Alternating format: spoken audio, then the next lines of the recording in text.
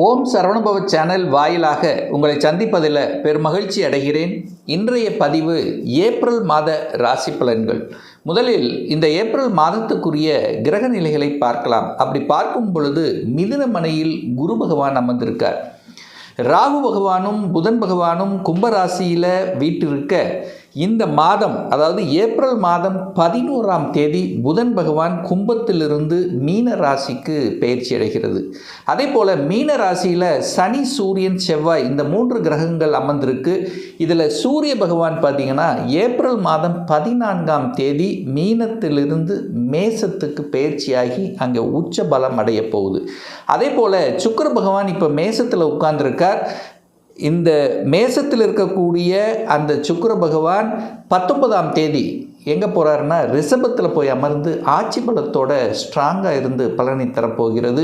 கேது பகவான் சிம்மத்தில் இருக்குது.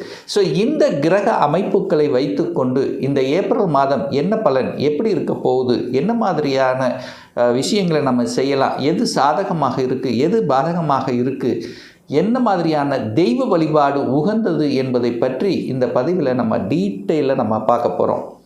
இந்த பதிவினை முழுவதுமாக பாருங்கள். கண்டிப்பாக ஏதாவது ஒரு ரூபத்தில் உங்களுக்கு யூஸ்ஃபுல்லாக இருக்குங்கிறதுல மாற்று கருத்து கிடையாது. நம்ம சேனலை நீங்கள் ஃபஸ்ட்டு டைம் பார்ப்பவர்கள் என்றால் மறக்காமல் சப்ஸ்கிரைப் பண்ணிக்கிங்க. விருச்சிக ராசி அன்பர்களே, இந்த ஏப்ரல் மாதம் என்ன பலன் எப்படி இருக்கும் அப்படின்னு பார்க்கும் பொழுது உங்கள் ராசிநாதன் என்று சொல்லக்கூடிய செவ்வாய் பகவான் 5ஆம் இடம் என்று சொல்லக்கூடிய பூர்வ புண்ணிய ஸ்தானம், பஞ்சமஸ்தானம், காதல் ஸ்தானம் என்று சொல்லக்கூடிய இடத்துல போய் ராசிநாதன் அமர்கிறது.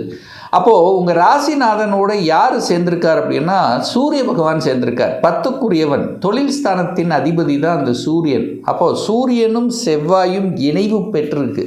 அப்போ இந்த மாதம் உங்களுடைய முயற்சிகள், எண்ணங்கள், செயல்கள், சிந்தனைகள் எல்லாமே தொழில், வேலை, வியாபாரம் இதை பற்றிய எண்ண ஓட்டங்கள் தான் அதிகமாக உங்கள் ஆழ்மனதில் சிந்தனை ஏற்படுத்திகிட்டு இருக்கும். அதை பற்றிய சக்ஸஸு கொடுக்கும். ஏன்னா நேர லாபஸ்தானத்தை பார்க்குது.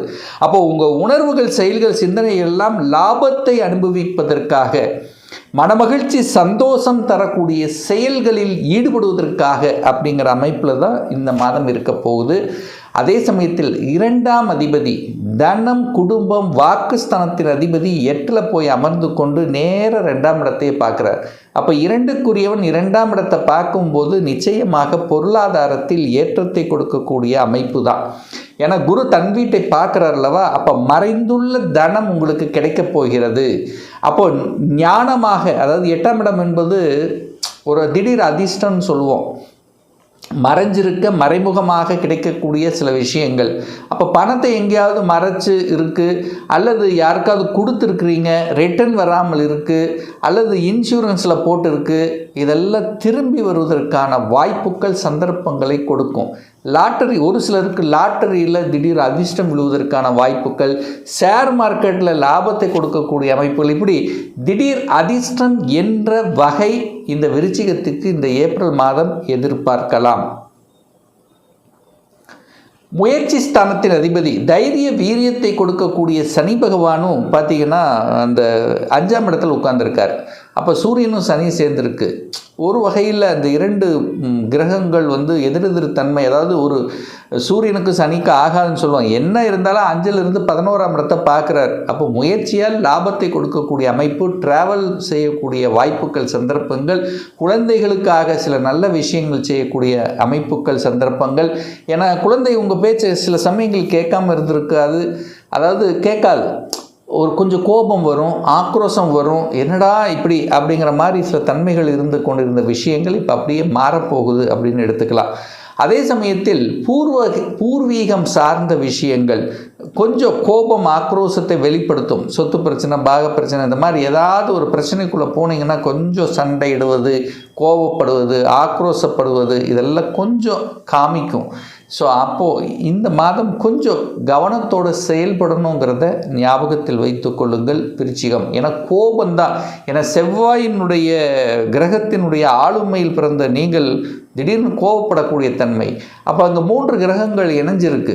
இங்கே பூர்வீகத்தில் சனி, சூரியன், செவ்வாய் இந்த 3 பாவ கிரகங்கள் இணைவு பெற்றிருக்கும் போது கொஞ்சம் அந்த ஒரு கோபத்தன்மை கொடுக்கும், நிதானம் இல்லாத தன்மை கொடுக்கும். அங்கே மட்டும் கொஞ்சம் நிதானம், பொறுமை அப்படிங்கிறது ரொம்ப ரொம்ப முக்கியம் இந்த விருச்சிகத்துக்கு அப்படிங்கிறத மைண்டில் வச்சுக்கோங்க.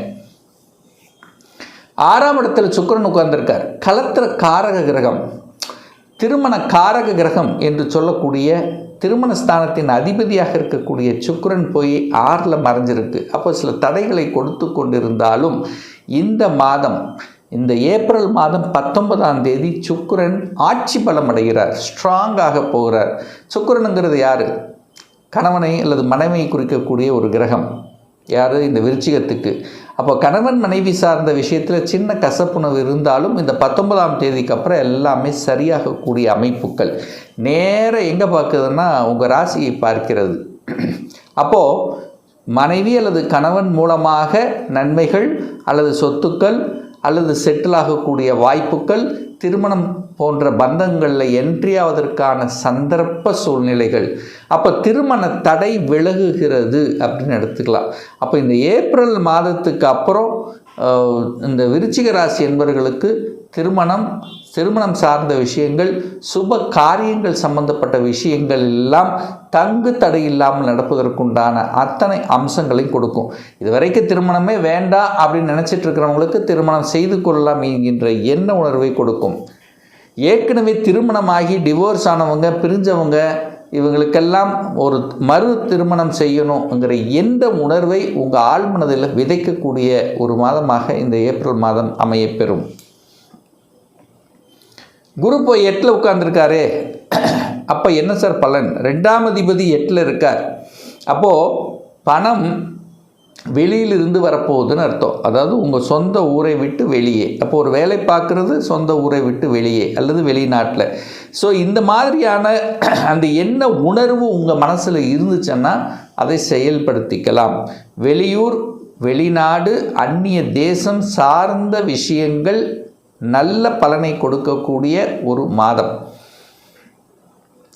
இந்த புதன் பார்த்தீங்கன்னா இதுவரை ராகுவோடு சேர்ந்திருக்கார். அந்த ராகுவோடு சேர்ந்திருக்கும் போது சில சமயங்களில் டாக்குமெண்ட், எழுத்து சார்ந்த விஷயங்கள், தகவல் தொடர்பு துறையினால கூட சில பிரச்சனைகள் வந்துட்டுருக்கும் இல்லவா? இதெல்லாமே இந்த ஏப்ரல் 11க்கு அப்புறம் விலக இருக்குது அப்படின்னு எடுத்துக்கலாம். ஏன்னா ராகுவினுடைய பிடியிலிருந்து அந்த புதன் விலகி இருக்கிறது. அந்த புதன் போய் எங்கே உட்கார்ந்துருக்கார்? மீனமனையில் போய் 5ஆம் இடமான பூர்வ புண்ணியஸ்தானத்தில் போய் அங்கே அமர்ந்து லாபஸ்தானத்தை பார்க்குது. அப்போது தகவல் தொடர்புத்துறை சார்ந்த விஷயத்தில் இருந்து வந்த பிரச்சனைகள் சரியாகக்கூடிய சந்தர்ப்ப சூழ்நிலைகளை நிச்சயமாக உருவாக்கும். 10ஆம் அதிபதி 5ல் இருக்கார் சார். என்ன பலன்? அரசாங்க வேலை, அரசு சார்ந்த விஷயத்தில் நன்மைகள் நடக்கக்கூடிய ஒரு மாதம். ஏன்னா 10ஆம் அதிபதி 5ல் இருந்ததுன்னா ஒரு சிலர் அரசு வேலைக்கு அல்லது என்ன சொல்கிறது, இந்த கவர்மெண்ட் சம்மந்தப்பட்ட வேலைகளுக்கு போகணும், அதில் போய் வெற்றி பெறணும் அப்படிங்கிறது என்ன உணர்வை ஸ்ட்ராங்காக கொடுக்கும். ஏன்னா 10க்குரியவன் 5ல் போய் உட்கார்ந்தாலே இந்த திங்கிங் ப்ராசஸ் கண்டிப்பாக இருக்கும். நான் ஏதோ ஒரு குரூப்பில் எழுதணும், குரூப் எக்ஸாம் எழுதணும், ஸ்டேட் கவர்மெண்ட், சென்ட்ரல் கவர்மெண்ட்டு, இல்லை வங்கியில் எழுதணும், இல்லை ரயில்வேயில் எழுதணும், இந்த மாதிரி ஏதாவது ஒரு எக்ஸாம் எழுதி அதில் போய் செட்டில் ஆகணும் அப்படிங்கிற என்ன உணர்வை கொடுக்கக்கூடிய ஒரு மாதமாக இந்த ஏப்ரல் மாதம் அமையப்பெறுகிறது இந்த விருச்சிகத்துக்கு. சார் குரு தனக்காரகன் 12ஆம் இடத்தை பார்க்குறார். என்ன சார் அர்த்தம்? அப்போது வெளிநாட்டின் மூலமாக பணம் வருங்கிறது ஒன்று எடுத்துக்கலாம். அடுத்தது முதலீடுகள் செய்யணும் அப்படிங்கிற எண்ண உணர்வை தூண்டும். ஏன்னா 12ஆம் இடம் என்பது முதலீடுகளை குறிக்கக்கூடிய இடம். அப்போது முதலீடு எங்கேயாவது செய்யணும் அப்படிங்கிற எண்ணத்தை கொடுக்கும். ஒன்று தொழிலில் கொடுக்கும், இல்லை இன்னொரு சொந்தமாக ஒரு தொழிலை ஆரம்பிக்கணுங்கிற எண்ண உணர்வுகளை கொடுக்கக்கூடிய அமைப்பு. ஏன்னா 10க்குரியவன் 10ஆம் இடமின் தொழில்னா 12ங்கிறது தனக்கு வளர்ச்சியை கொடுக்கும். அப்போ ஏற்கனவே தொழில் இருக்கிறவங்க இன்னொரு தொழிலை ஆரம்பிக்கணும், அங்கே முதலீடு பண்ணணுங்கிற எண்ணத்தை கொடுக்கும். இல்லைன்னா தன்னுடைய ஃப்யூச்சருக்காக ஒரு பணத்தை முதலீடு செய்யணும், ஒரு சேமிப்பு பண்ணணும் அப்படிங்கிற எண்ணத்தை கொடுக்கும்.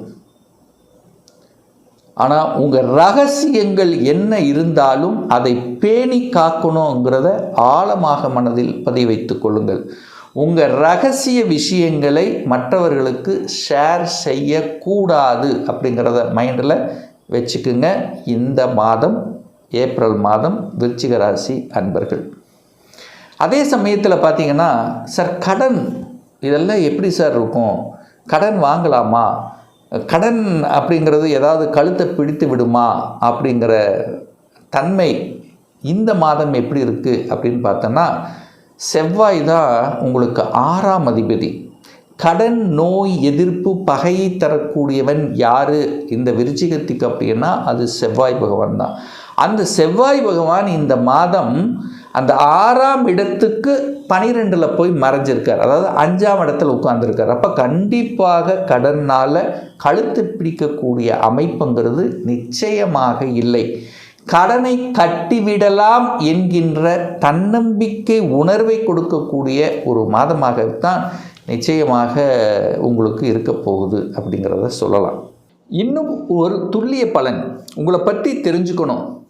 தொழிலா வேலையா, தொழிலுன்னா எப்போ ஆரம்பிக்கலாம், என்ன படிப்பு படிக்கக்கூடிய கொடுப்பினே நம்முடைய ஜாதகத்தில் இருக்குது, எந்த கோர்ஸ் படித்தா நம்முடைய ஃப்யூச்சர் நன்றாக இருக்கும், 2026 எப்போ திருமணம் நடக்கும், எப்போ ப்ரமோஷன் கிடைக்கும், எப்போ வீடு கட்டுவேன், எப்போ குழந்தை பாக்கியம் கிடைக்கும், இது போன்ற கேள்விகளுக்கு துல்லியமான பதிலை நம்மால் கூற முடியும்.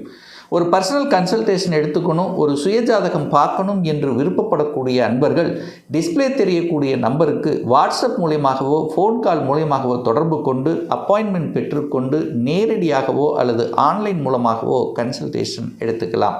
நம்முடைய அலுவலகம் கோயம்புத்தூரில் அமைந்துள்ளது.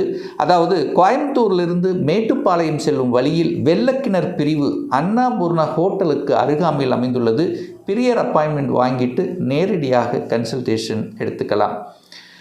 இந்த பதிவு நிச்சயமாக உங்களுக்கு யூஸ்ஃபுல்லாக இருந்திருக்கும் அப்படிங்கிறத நம்புகிறேன்.